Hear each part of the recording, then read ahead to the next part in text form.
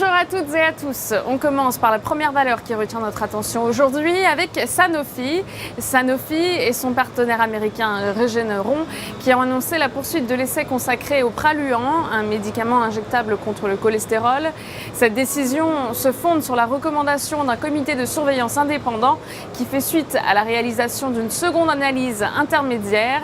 Comme prévu, ce comité continuera de suivre en continu les données relatives à la sécurité et à l'efficacité du médicament.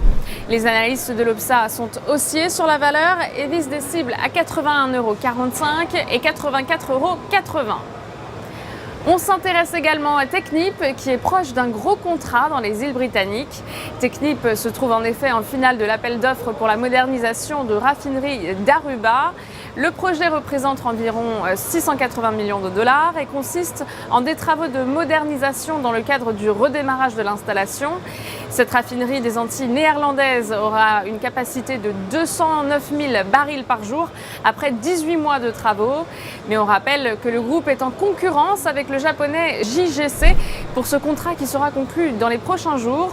Les analystes de l'OPSA sont haussiers sur la valeur et visent des cibles à 78,30 € et 71,30 €. Place à la stratégie à adopter à présent avec Microsoft. Graphiquement, le titre évolue selon une tendance haussière. Du côté des indicateurs techniques, les moyennes mobiles à 20 et 50 séances sont positivement orientées, tandis que le RSI est en territoire positif et ne montre aucun signe de retournement. Ainsi, tant que 55,50 $ reste support, la formation d'une nouvelle jambe de hausse est attendue en direction des 60,80 $ et 70 $.